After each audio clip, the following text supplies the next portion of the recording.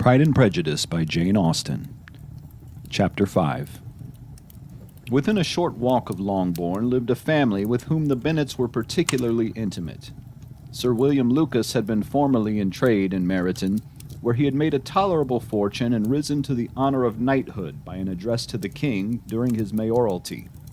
The distinction had perhaps been felt too strongly.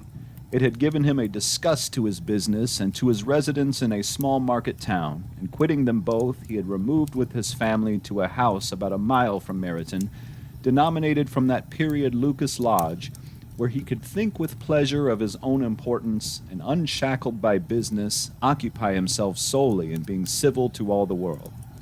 For though elated by his rank, it did not render him supercilious. On the contrary, he was all attention to everybody. By nature inoffensive, friendly, and obliging, his presentation at St. James had made him courteous. Lady Lucas was a very good kind of woman, not too clever to be a valuable neighbor to Mrs. Bennet.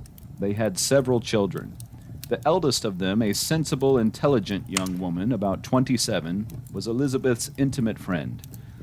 That the Miss Lucases and the Miss Bennets should meet to talk over a ball was absolutely necessary, and the morning after the assembly brought the former to Longbourn to hear and to communicate. "You began the evening well, Charlotte," said Mrs. Bennet with civil self-command to Miss Lucas. "You were Mr. Bingley's first choice."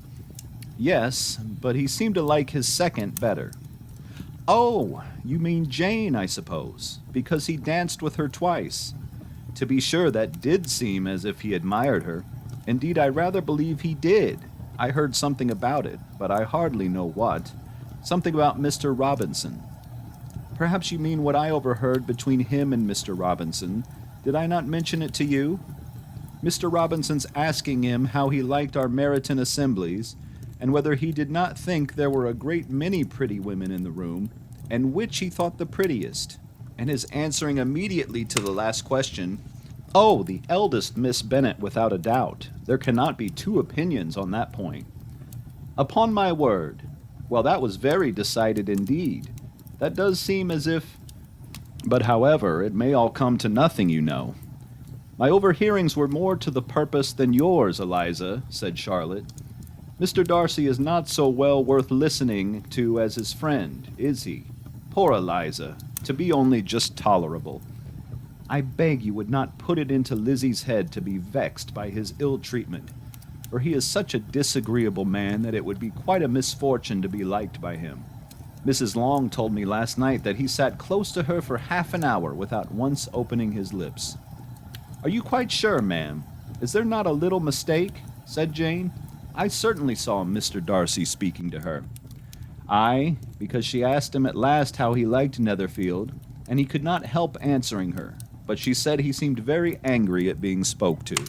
"Miss Bingley told me," said Jane, "that he never speaks much unless among his intimate acquaintance. With them he is remarkably agreeable." "I do not believe a word of it, my dear. If he had been so very agreeable, he would have talked to Mrs. Long. But I can guess how it was. Everybody says that he is ate up with pride, and I dare say he had heard somehow that Mrs. Long does not keep a carriage, and had come to the ball in a hack chaise."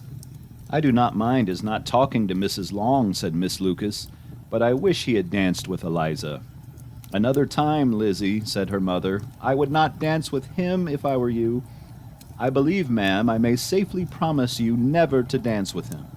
"His pride," said Miss Lucas, "does not offend me so much as pride often does, because there is an excuse for it.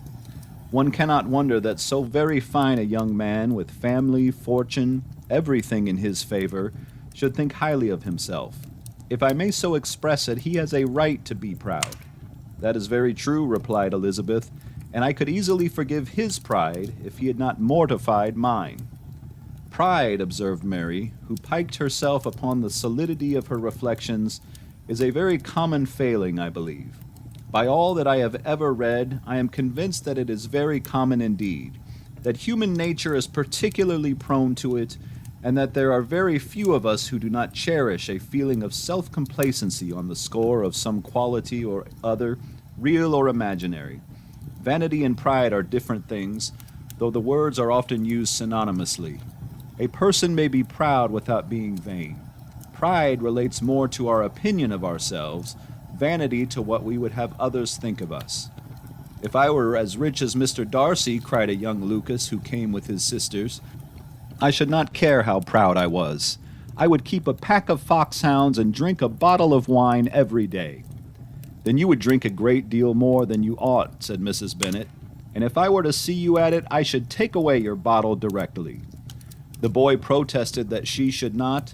She continued to declare that she would, and the argument ended only with the visit.